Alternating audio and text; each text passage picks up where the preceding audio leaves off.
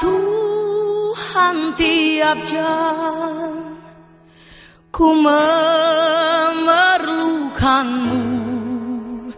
Engkaulah yang memberi sejahtera penuh.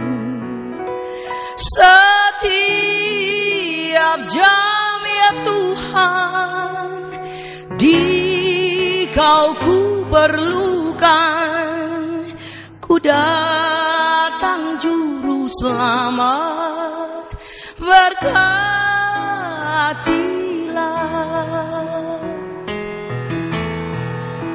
ya Tuhan.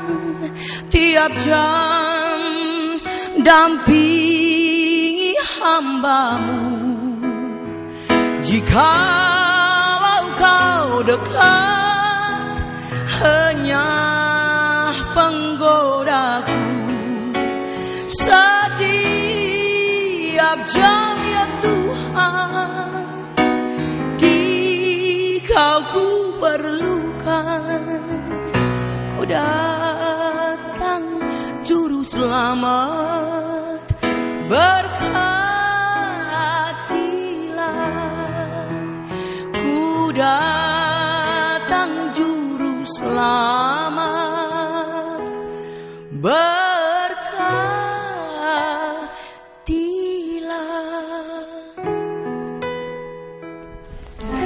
Shalom, salam sejahtera pemirsa yang dikasihi oleh Tuhan Yesus Kristus dimanapun Anda berada. Apa kabar?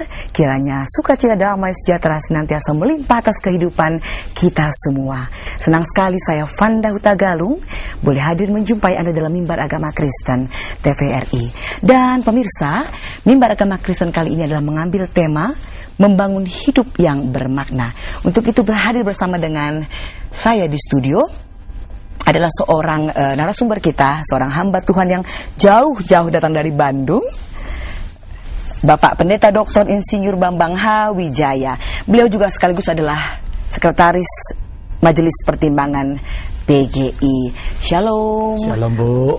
Bapak Bambang saja saya panggil. Terima kasih Pak. Terima kasih sudah hadir bersama dengan kami di sini. Pak Bambang, tadi Vanda sudah jelaskan kepada pemirsa, sambil nanti Bapak menyapa pemirsa. Tema kita kali ini adalah membangun hidup yang bermakna. Silakan Pak. Selamat berjumpa para pemirsa. Saya mengambil tema ini sehubungan dengan satu artikel yang saya baca tentang penelitian yang dilakukan pada tahun 1937 oleh perguruan tinggi yang diberi nama Harvard University. Perguruan tinggi yang dianggap sebagai salah satu perguruan tinggi yang terbaik di dunia. Penelitian yang dimaksudkan untuk mengetahui faktor-faktor apakah yang mempengaruhi kebahagiaan manusia. Penelitian ini diberi nama Harvard Study of Adult Development. Penelitian Harvard tentang perkembangan orang dewasa. Penelitian yang dirancang bukan untuk jangka pendek tetapi untuk jangka 68 tahun. Bahkan ini boleh dikatakan sebagai riset terpanjang di dalam dunia sosial selama ini. Di dalam penelitian yang dilakukan oleh Harvard ini, setiap 2 tahun sekali terhadap para responden dilakukan pengumpulan data tentang kesehatan mental mereka, kesehatan jasmani mereka, tingkat kepuasan mereka terhadap karier mereka, apakah mereka mampu menyesuaikan diri dengan perkembangan dari karier yang mereka lewati dan perubahan usia dan berbagai hal. Boleh dikatakan ini merupakan penelitian yang paling masif yang pernah dilakukan untuk mengetahui apakah yang menentukan kebahagiaan manusia.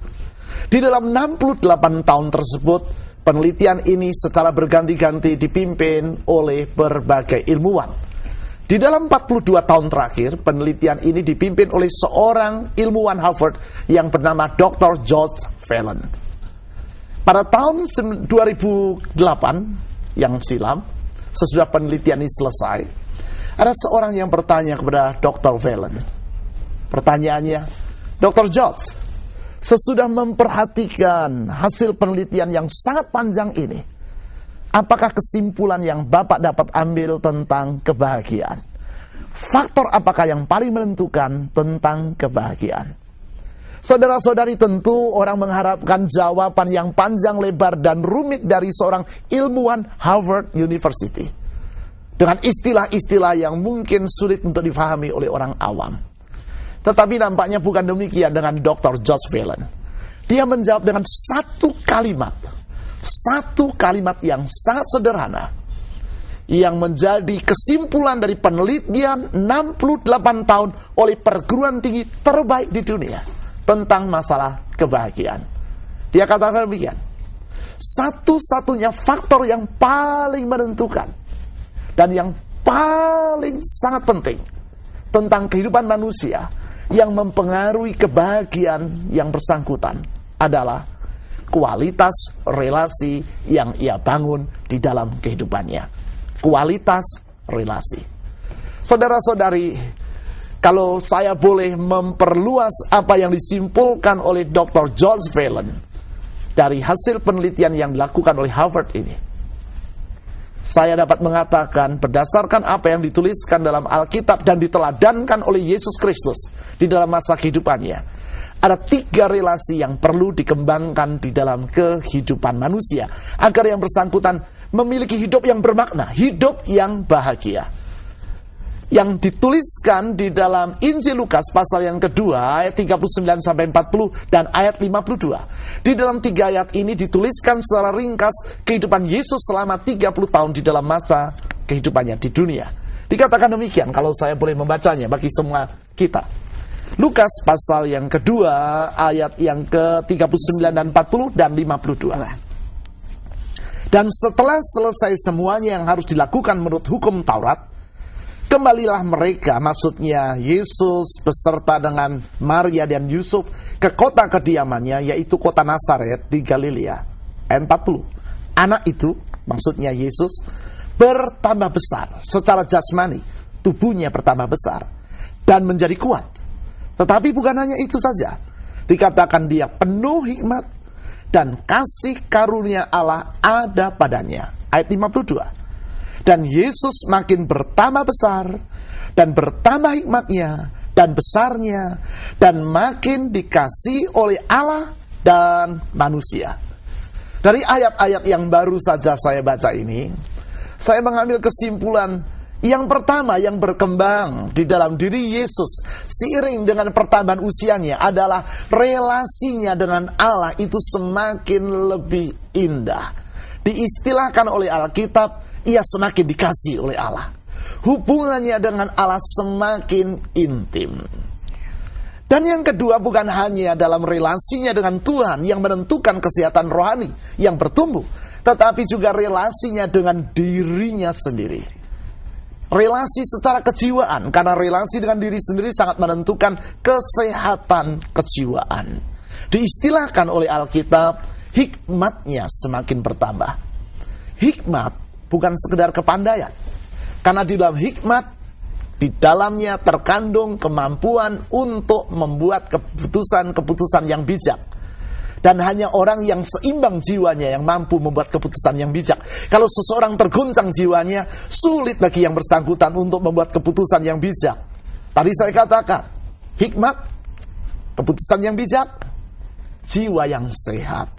Dan salah satu faktor yang sangat menentukan di dalam kesehatan jiwa adalah kemampuan untuk menerima diri sendiri, berelasi dengan diri sendiri.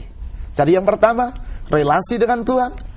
Yang kedua, relasi dengan diri sendiri. Dan yang ketiga, relasi dengan sesama. Istilah ayat 52, semakin dikasihi oleh orang lain. 3 sisi ini yang berkembang dan menentukan kualitas hidup kita. Apakah kita menjadi hidup yang bermakna atau bahagia atau tidak. Baik, Bapak Pendeta, Pak Bambang saja saya panggil ya. Pak, kalau tadi kita bicara soal kualitas relasi, Bapak bicara yang pertama dengan Allah, relasi kita dengan diri sendiri dan dengan sesama. Ini bicara soal ketiga relasi ini, mana Pak yang harus kita, kira-kira yang harus kita lebih utamakan dulu Pak? Sebenarnya kita harus mengatakan bukan lebih diutamakan, karena semuanya harus berjalan seiring. Tetapi kalau boleh dikatakan mana yang lebih didahulukan? Iya. Karena tiga-tiganya penting, hanya ini yang harus didahulukan, relasi kita dengan Allah. Karena relasi kita dengan Allah lah yang sangat menentukan kebahagiaan hidup. Kekayaan, kedudukan, ketenaran itu baik, tetapi tak dengan sendirinya menentukan kebahagiaan hidup. Kita pasti pernah mendengar nama Elvis Presley, orang yang sangat terkenal. 6 minggu sebelum yang bersangkutan meninggal, seorang wartawan melakukan wawancara dengan Elvis. Tanpa si wartawan mengetahui bahwa ini adalah wawancara yang terakhir yang dibuat dengan Elvis Presley. Di dalam wawancara itu wartawan ini berkata demikian, "Elvis, aku membaca riwayat hidupmu. Pada waktu engkau remaja, engkau katakan kau punya 3 cita-cita. 3 cita-cita. Yang pertama menjadi orang yang sangat kaya. Yang kedua menjadi orang yang sangat terkenal. Dan yang ketiga menjadi orang yang sangat bahagia." Alhasil seperti apa Elvis nantinya, Pak ya? Betul. Menentukan ke depannya. Pak, jangan diteruskan dulu. Biar semua pemirsa akan penasaran ya Pak ya, Pak Bambang. Baik pemirsa, kita akan lanjut kembali. Kita dengarkan dulu kesaksian yang berikut ini.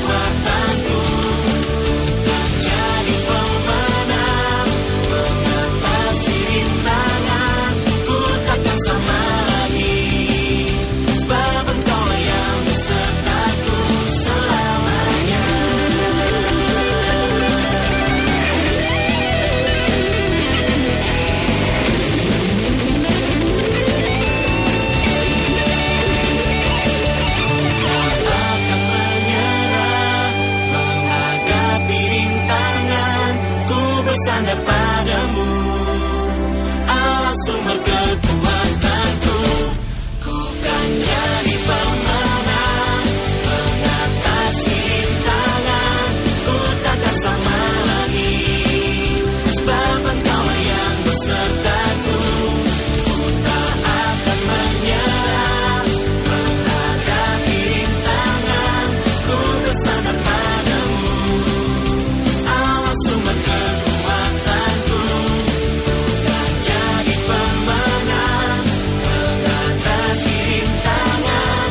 Ku takkan sama lagi, sebab Engkau yang besertaku. Baik pemirsa yang dikasihi oleh Tuhan, kita kembali lagi dalam mimbar agama Kristen. Pak Bambang, kita tadi terakhir bicara soal Elvis Presley, favorit kita bersama, pasti. Baik, tapi kita ketahui Pak, akhirnya si Elvis Presley ini adalah mempunyai di ujung-ujung hidupnya rasanya tidak bahagia ya Pak. Itu apakah ada dampak dari relasi dengan diri sendiri yang tadi Bapak maksud? Itu yang ditanyakan oleh wartawan tadi. Dari 3 cita-cita, menjadi orang yang sangat kaya, terkenal, bahagia. Dia tanya, apakah engkau sudah mencapai cita-citamu yang ketiga? Dia tidak tanya, apakah engkau sudah kaya? Pasti kaya. Pasti kaya. Apakah engkau sudah terkenal? Sangat terkenal. Pertanyaannya, apakah engkau sudah bahagia? Bahagia. Mendengar jawaban itu, Elvis terdiam sejenak. Lalu dia katakan demikian, "No, I'm not happy. Tidak, aku tidak bahagia. I feel lonely like in hell. Aku merasa kesepian seperti dalam neraka. Orang yang terkenal, orang yang kaya, tetapi mengaku bahwa dia tidak bahagia. 6 minggu kemudian, orang menemukan Elvis meninggal karena overdosis dengan obat bius. Tragis. Artinya bahwa kekayaan, kedudukan, ketenaran tak menjamin kebahagiaan. Kebahagiaan itu datang kalau orang memiliki relasi yang akrab dengan Tuhan. Dan relasi ini akan berpengaruh terhadap relasinya dengan dirinya sendiri dan relasinya dengan sesama. Baik Pak, ngomong-ngomong soal relasi dengan diri sendiri, apakah ada kaitannya dengan penguasaan diri, pengendalian diri, dan bagaimana orang yang egosentris Pak? Betul, kalau orang tidak dapat menerima dirinya sendiri, akibatnya dia nggak merasa aman. Dan kalau orang tidak dapat merasa aman, eksesnya macam-macam. Kalau dia merasa dirinya tidak aman, dia merasa dirinya tidak ada. Cenderung dia mengada-ada supaya merasa dirinya ada. Tidak heran kalau orang berbuat yang aneh-aneh, baik pada waktu remaja, masa puber, atau pada usia-usia tertentu.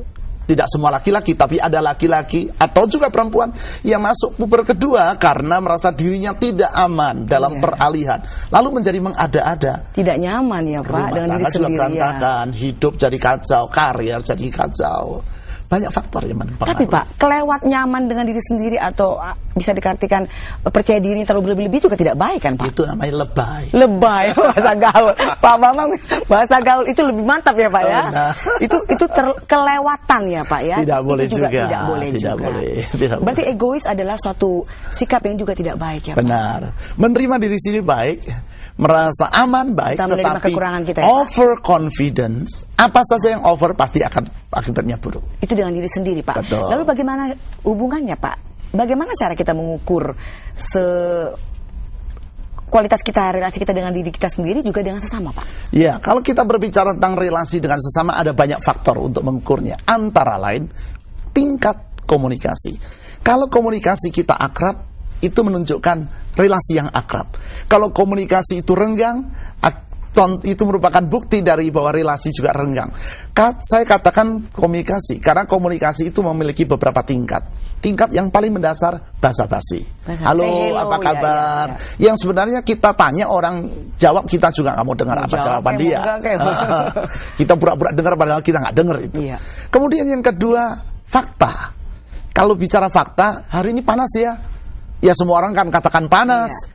Tidak ada konflik karena memang fakta. Betul. Ya, kamu cantik sekali hari ini. Lebih ketiga adalah pendapat. Kalau pendapat itu sudah ada risiko, bisa berbeda. Tetapi kualitas relasi, tingkat relasi yang paling dalam adalah menyatakan perasaan. Kalau orang belum dekat, nggak mungkin kita bertemu dengan orang yang belum pernah kita ketemu, langsung kita peluk dia, kita curahkan hati kita. Orang ini pasti bingung kan, ini ada apa ini orang ini. Jadi dari situ kita bisa melihat tingkat apakah kedekatan seseorang dan kualitas relasi itu dari komunikasi. Kalau komunikasi hanya sekedar basa-basi, hubungan juga basa-basi. Tidak sedikit rumah tangga yang basa-basi. Iya. Suami istri hubungannya hanya basa-basi. Udah kayak saudara ya. Komunikasi, ya saudara masih mending. Iya, seperti dua orang asing yang berbeda tinggal dalam rumah yang sama. Tidak berpisah. Komunikasinya tapi basa-basi. tidak bersatu juga. Betul. Itu berarti perlu juga ya Pak ya, sangat perlu ya Pak ya. Lalu Pak, bagaimana kita dapat membangun relasi kita tuh sehat dengan sesama? Kalau sesama kita juga halo juga, tapi kalau tidak bersahabat Pak, justru disitulah pentingnya kita menunjukkan kasih kepada orang lain yang tak bersahabat kepada kita. Contoh Yesus Kristus, dia datang ke dunia ke tengah-tengah manusia yang tidak bersahabat kepada dirinya. Walaupun dia sudah berbuat baik, tetap dimusuhi. Namun dia tak putus asa dengan kasih. Dan justru kasihnya kepada orang yang membenci dia itulah yang membangun jembatan sehingga kita dapat diperdamaikan dengan Tuhan. Kasih kepada orang lain. Ini bukan hanya dalam lingkup pribadi, di dalam lingkup kita sebagai gereja. Iya. Hubungan gereja dengan Tuhan itu hal yang penting. Hubungan gereja dengan sesama anggota jemaat sangat penting.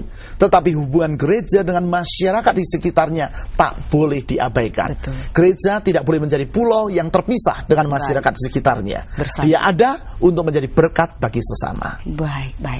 Jadi apa Pak? Sekiranya apa langkah-langkah yang perlu kita lakukan untuk membangun ketiga relasi itu? Apa Pak? Kalau tadi saya katakan komunikasi itu penting, bagaimana membangun komunikasi yang baik?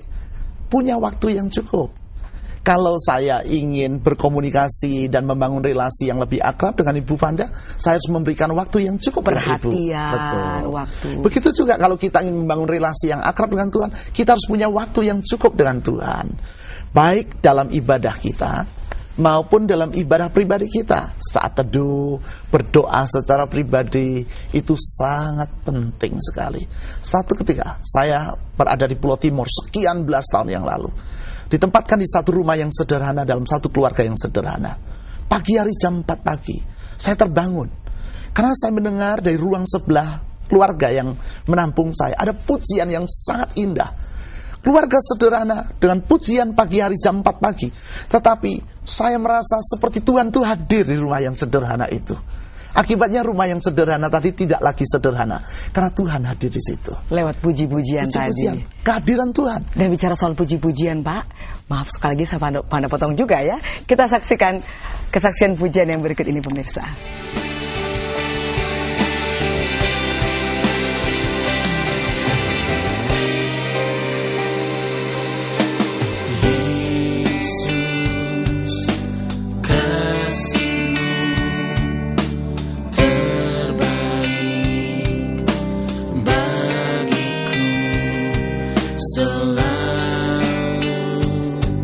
Bersamamu, itu yang ku rindu. Takkan pernah ragu untuk jadi milikmu, sebab hanya Kau yang sanggup pimpin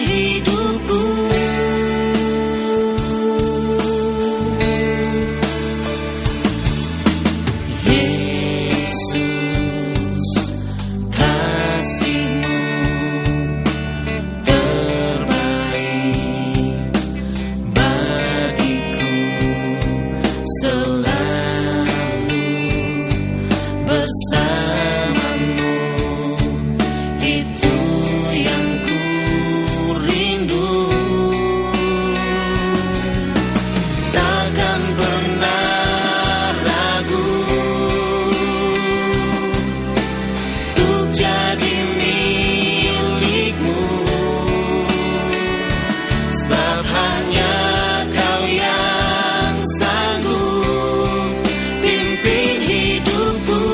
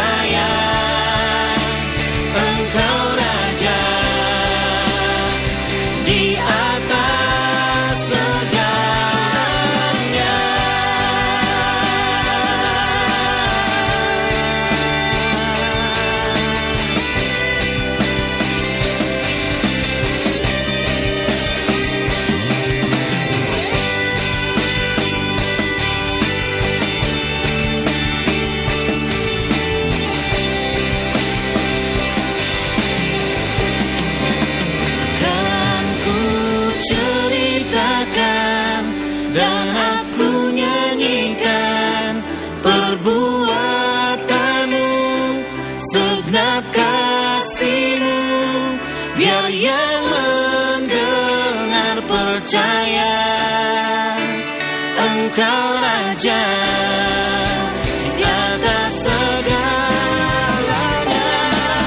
Aku ceritakan, dan aku nyanyikan. Ya pemirsa, kita kembali lagi dalam Mimbar Agama Kristen. Pak Bambang, terakhir tadi kita bicara soal langkah-langkah yang memang perlu kita lakukan untuk membangun ketiga relasi tadi.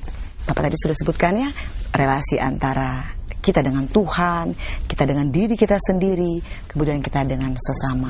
Apa Pak saran-saran yang bisa Bapak berikan untuk kita pemirsa? Para pemirsa, kalau kita berbicara tentang relasi dengan Tuhan, tadi saya katakan perlu kita memberikan waktu yang cukup untuk berkomunikasi dengan Tuhan, berdoa, memuji Tuhan, bukan hanya dalam ibadah di gereja, tetapi juga dalam hidup sehari-hari. Dan yang lebih penting lagi, tak boleh diabaikan, membaca Alkitab.